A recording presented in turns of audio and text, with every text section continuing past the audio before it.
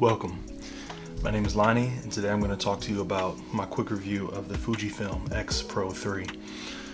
So basically, jumping right into it, talking about the handling and ergonomics first. To put it bluntly, I got big hands, man. I'm a big guy. These things right here need somewhere to go while I'm handling cameras. What? Bro, what are you talking about, man? The biggest problem with that is I also am a big fan of small light camera systems, right? I like to be able to put them in small bags or just sling them on my body and take them everywhere I go. Kind of encouraged me to continue using them every day, right? Everyday carry. And you know, a camera being huge and bulky and big just doesn't work for me in that regard. So as such, as you see the dilemma, I like small cameras, but I have big hands. So what do? So for the Fujifilm X Pro 3, mine is actually kitted out a little bit, right? And I'll talk about that in a second, a little bit more. But as you can see, I have the a LensMate thumb grip here, and also the official Fujifilm hand grip right there, as you see. So that allows me to basically, you know, wrap my long fingers around this grip, and then also stabilize using the thumb grip here. And then me personally, I'm a front button focus kind of guy, right? I like to decouple focusing from the shutter, but I don't like using back button focus because then I can't use this thumb grip, right, for more stability. So I use front button focus right here as a custom button, and that allows me to basically best of all worlds, where I'm able to, you know, use the hand grip, use the thumb grip at the same time, and still decouple focusing and taking exposure at the same time. So that gives me kind of the perfect ergonomic setup there. The thing I really like about the Fuji hand grip is that the grip is angled away from the lens mount instead of being straight forward, which gives you more space between your fingers and the lens, which is an issue I've always had with the Sony cameras. So basically, I say all that to say, with these accessories, I mean, this fits perfectly in my hand. Everything falls right where it's supposed to be, right where it needs to be. It's actually convenient for one-hand shooting if you find yourself in those situations. But obviously, it's still just as comfortable when you're bringing it out to that viewfinder and, you know, adjusting your aperture, or even if you're manually focusing a lens on the fly. Everything just falls right where it needs to be with the X Pro 3. And the fact that the grip adds just that little bit of extra height to the camera body, it gives my pinky somewhere to go, which is the issue I usually have with small cameras, is my pinky is just kind of dangling, and after a long time of shooting, it just becomes very uncomfortable because of that. So I say all that to say, you know, with these accessories, the Fujifilm X Pro 3 works out really well for me. So if you're somebody that, like me, has pretty big hands, but you also like small and light cameras, this setup I think is something you should try out, right? Check this out. Think about buying these accessories for the camera, because it makes it a lot easier to handle and allows you to get the best of both worlds of small, light, portable, and also ergonomically comfortable and friendly, right, for long periods of shooting. So moving along with the ergonomics and handling of this camera, obviously the kind of the allure of the Fujifilm system is the physical control you get with all the dials and buttons and whatnot. That kind of, you know, for some people is reminiscent of film shooting, right, or shooting on old film cameras. So that, to me, I think it also does appeal to me, as it does a lot of people, where I like the ability to look down at my camera even when the camera's off and know what settings I'm at. So being able to look from the top, right, and see every element of your exposure control, right, where you have your shutter speed is visible, your aperture is visible on the lens, as long as you have a lens with an aperture ring, right, a labeled aperture ring, because not every lens is built equally in the Fujifilm system with that regard. And then within the shutter speed dial, you have that ISO setting. Now, for those who've used this camera before, they'll know that this ISO dial can be pretty fiddly, right? The fact that you have to pull and hold and turn to change the ISO makes it, you know, not the best experience to use to change your ISO on this camera this way, right? For me, it's less of an issue because normally when I'm shooting, the ISO is usually the one thing I almost always have on auto, unless I'm doing something very specific and I kind of know exactly where I want my ISO to be and I want it to stay there, right? So if I'm in a pretty constant lighting situation, or I'm shooting flash or strobe in the studio or something like that, then I change it, I set it once, and I don't have to touch it again. So the fact that it's fiddly doesn't really bother me in that regard, because I don't really find myself in situations where I'm constantly adjusting the ISO. If I'm in that situation, usually I'm shooting auto ISO, so it's not a big problem for me personally. But the other workaround for that is if you change that setting to the C for the command setting, and now your ISO becomes the rear dial, right? You give up the convenience of being able to look down at your camera and see what ISO you're at without looking at a screen or looking through the viewfinder. However, you can change it on the fly as you see fit with your eye to the viewfinder without looking, at your actual camera controls. And so it kind of negates that problem. So there's workarounds for those who find the ISO dial annoying, and you can kind of set it to that C for command setting and just forget it even exists as a physical control. Just use it on the back of the camera through a dial like you would most other digital cameras these days. So to me, while annoying, and I would have much rather preferred they made it, how they did the Fujifilm X100V, where you pull that dial up and it stays up and you can kind of adjust it without having to put it down. And, even with the eye up to the camera, that would have been a lot easier to pull up. It holds, and you can twist it all the way around as you see fit, versus having to pull up, twist, oh, now I got to reset, pull up, twist again, right? So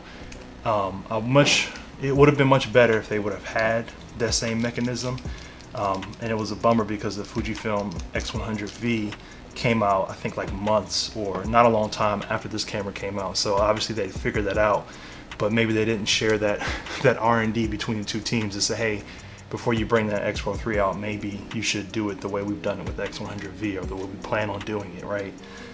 But regardless, not really much of an issue. As I said, there's other ways to get around and adjust your ISO, so I wouldn't too much worry about that personally, unless you're the type that wants that physical control on the camera and also wants to be able to do it on the fly all the time, constantly adjusting ISO. If that's you, then maybe this will irk your nerves, and this is maybe not the camera for you. But I don't know very many other ones outside of like the the XT3 and the 4 line where you can do that, where it's a physical control and easy to adjust on the fly, kind of without looking. So but yeah, overall, going back to the main point of where I started with this, I love the physical controls and being able to adjust this stuff while looking at the camera that way, right?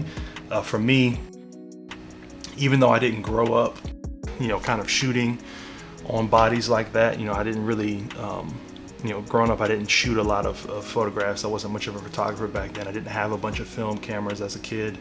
But regardless, looking at this old film SLR, the fact that it has these physical controls and just hearing the dials and clicks and whatnot, it just, for me, that just does something that makes you feel more involved in the process, and not just like you're spinning a wheel on the back of a camera and letting the computer figure stuff out. The fact that as you make those adjustments, you get that tactile feedback. That's what I like about a setup like this, and the Fujifilm X Pro 3 and some of the other Fujifilm bodies kind of give you that same feeling without having to, I guess give you that same feeling in a digital, more modern body. So that I really like.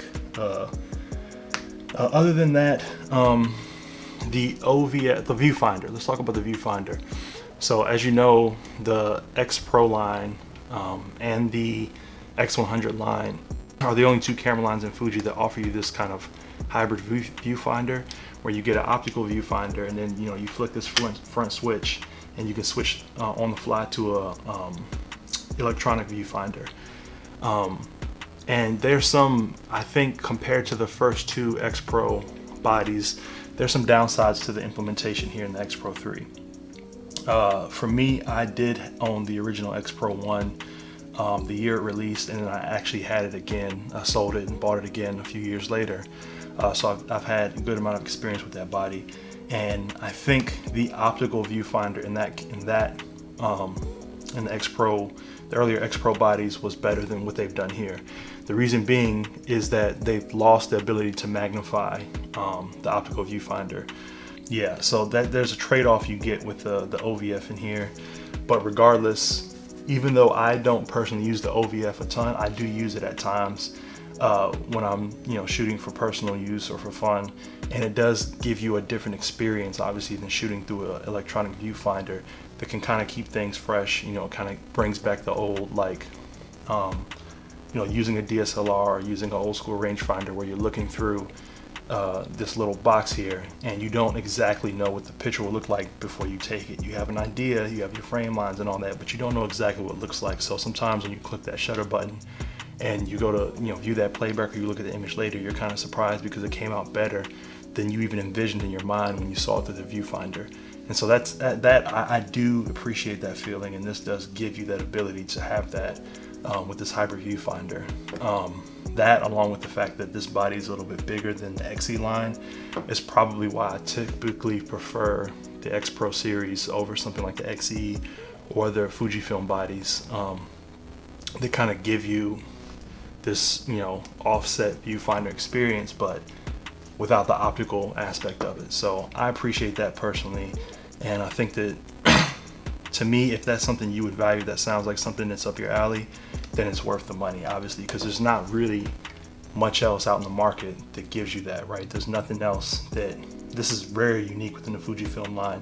That's why I appreciate the X Pro lineup, because there's not a lot of uniqueness, in my opinion, in the camera industry today. Everyone is, some companies are innovating when it comes to performance and technology, and everyone else is just playing catch up, right? Everyone's trying to match, IO focus and high ISO performance and frame rates and all this stuff, and everyone's just trying to match each other, to where these days every camera almost feels like the same. You have to learn a new menu system, slightly different lens lineups, but there's not much different here, and everything is very capable, and this gives you a little bit something unique that keeps things a little fresh and interesting, in my opinion, while still touting some of the high performance things that the modern camera market is known for today. So I say all that to say, shooting this is a very unique experience because of all these aspects of ergonomics and handling that I've been going over. And if you haven't experienced it for a meaningful amount of time, it's definitely worth trying out to see if you like it. Rent a camera, borrow it, whatever you got to do. Me personally, it's something that really resonates with me. So if that sounds like something that's interesting in you, I would definitely recommend you check this camera out. Next, I think we'll go to, I guess, what's what some people find really important with the camera system is, well, how's the sensor and the image quality? I'm not gonna get too technical here because this is just my thoughts on this camera after using it for a good amount of time. I don't even know how long I've been using it. I got this the year it released, which is a couple years old now. I'm not sure. Definitely over a year I've been using it, maybe closer to 2, depending on when this camera released. And so I have a good amount of experience with it. And for me personally, the sensor is good. It's very good. I mean, it's no different than what was in the X-T3, which is what I'm filming this on right now. So it's a familiar commodity. There's no issues with it. It's 26 megapixels, a very sharp sensor. The colors on it are great. Fujifilm's kind of known for their colors, particularly when it comes to their JPEG processing. But the raw files are good too. I think it's probably, for me, it's not a lot of difference in the camera markets today, but so I don't even know if it's worth saying that it's the best APS-C sensor in current lineups now, but because they're all pretty good, right? But I think the combination of this sensor and the Fujifilm lens lineup, to me, makes it the best APS-C option available today. I'm sure the Sony sensors in their A6000 lineup are just as good, if not better, but As far as APS-C specific lenses and focal lengths that make sense to shoot, right, that you're familiar with, they don't have as much to offer, in my opinion. And when they do have competitive things to offer, a lot of them are priced in a way that doesn't make a whole lot of sense in comparison to what you can get value for your money over here. The one benefit you get going the Sony route is that there's more of an upgrade path, right? Because they have full frame bodies that use essentially the same mount. So you could start with some full frame focal lengths or lenses, and then eventually upgrade your body to get a different feel and look from the same lenses. And having the upgrade path is nice, but if you don't plan on taking advantage of it, I think it makes much more sense to go this route, unless you are a very heavy video shooter, because Fuji's lens lineup, like a good amount of it, is not really optimized for video. So that's something to consider. That's off topic. Going back to the sensor and image quality, no complaints here. I mean, I don't know what else to say, you know, given this is not a technical review. I mean, it's just, you know, it's very solid. When it comes to speed, that is one thing that I think was the reason why I ended up picking up the X Pro 3 and jumping back into the Fujifilm lineup, which previously before this I was shooting with the Sony A7 III, is that that's always been historically a part of the camera experience where Fuji has kind of lagged behind others, has been the processing power and the speed behind it. And I'm talking about early on in the X Pro 1 days, XE1, even XT1 when it came out, which was a huge leap forward, but still paled in comparison to what the rest of the industry was doing at the time. So when they, you know, when they brought this out, you know, on the heels of the XT3, which was a great performer, I was intrigued because I could get all of the things that I liked about the Fujifilm bodies and systems, right? All the things I've already described, the ergonomics, the handlings, the physical dials, all these things, but I wouldn't have to kind of compromise on the speed of the system, right? Being able to shoot quickly, review images quickly, being able to have autofocus, continuous tracking that was actually, you know, worth using, and even single point, you know, single focus usage that was snappy and quick and wasn't constantly hunting back and forth, right? I think they found a really good balance between, you know, in their phase detection autofocus here, where this is actually usable. Is it as good as Sony? Absolutely not, right? I think Sony is king in the game when it comes to quick, smooth, and just sticky autofocus, especially when it comes to continuous tracking. Now they keep, you know, rolling out features with real-time autofocus tracking and eye autofocus and face and all this and that, pets, all this stuff, and it just keeps improving and getting better and better. But at the same time, so this is not that, but at the same time, this is absolutely usable, right? I've shot sports with this camera and the XT3. You know, moving subjects, kids that, you know, kind of move erratically, and you don't get, there's not 100% hit rate, right? It's not as high as Sony, but you can absolutely catch the moment. And you know, especially if you kind of learn the ins and outs of the focusing system and which modes work better for which situations and kind of tweak the settings, it's absolutely usable. The camera's fast, the operation is very smooth. There's really no complaints there, and I think that, you know, hopefully they can continue improving that and continue chasing on the heels of these other camera manufacturers, Sony and Canon, when it comes to autofocus, and be right there with them one day, to where that's not a discriminating factor between these camera systems. They're getting close, but they're not there yet. However, it's more than good enough these days, and absolutely usable for a myriad of applications. One caveat I will add to that, though, is that autofocus performance in general obviously is going to depend on the lenses you're using, right? You know, some of the earlier lenses like this 35 1.4 that doesn't have the newer motors that they employ today are obviously not going to be, you know, autofocus champs in comparison to some new, more modern lenses. However, with every iteration of, you know, their processor and new cameras they bring out, the autofocus on these older lenses does get better. So I had this lens on the X Pro 1 and I have it now on the X Pro 3.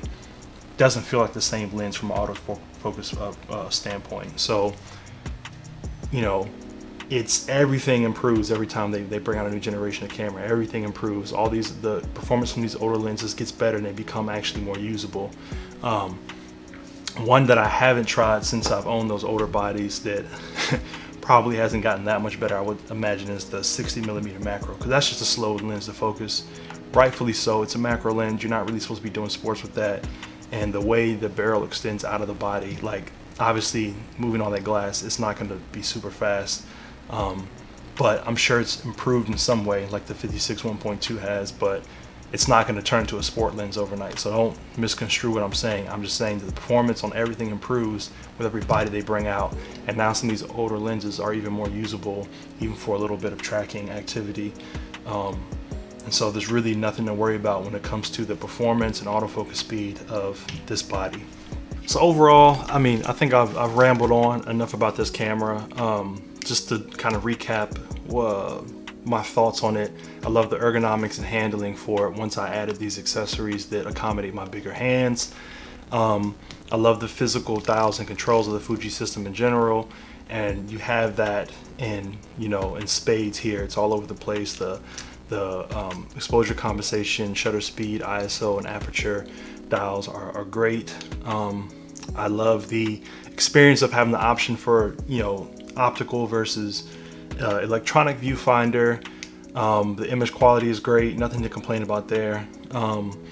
And this camera just inspires me to pick it up and use it, and bring it with me places that I probably wouldn't be thinking about bringing a camera besides my Ricoh GR, because I'll stuff that in my pocket and go anywhere.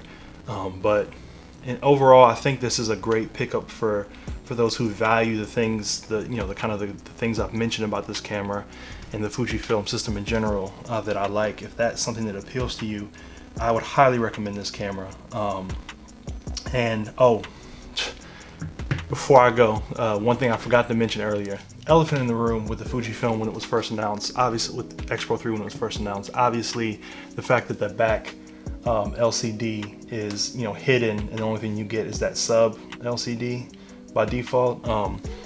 For me, perfect, right? Non-issue. I'm the type of person that kind of makes an effort not to really chimp on my images, not to continually check the back LCD, and generally depending on what I'm shooting, if it's just kind of candid photography or something for like an event, I generally don't like the back of the LCD being on. I usually will turn that off on a camera that has a visible LCD on the back and just shoot explicitly through the viewfinder. But sometimes I would use the back LCD in certain situations, getting low, doing more stealthy, waist level shooting, where it makes sense to. And the fact that I had to always push buttons to get there on other camera systems was a little bit of a, it's minor, but a little bit of a hindrance, a little bit of a, caused a little bit of hiccup in the workflow. Whereas the screen by default is hidden, which I normally do, right? Turn off the LCD. And then if I need to use that waist level, I just flip it down and it's there. It's ready to go. I don't have to hit any buttons. There's no view button on here.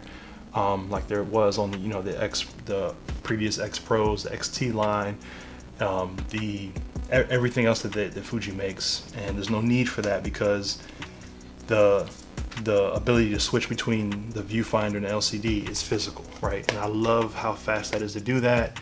I don't mind it. The quality of the actual hidden screen is fantastic when reviewing images, one of the best that I've used, and I have no complaints. I know a lot of people are up in arms about it. For me, it's a non-issue, and it actually caters to the way that I like to shoot, the way that I like to use my cameras. Your mileage may vary. That's up to you. That's pretty much it though. Love this camera, love this system. Nothing else to really talk about, and I'm out.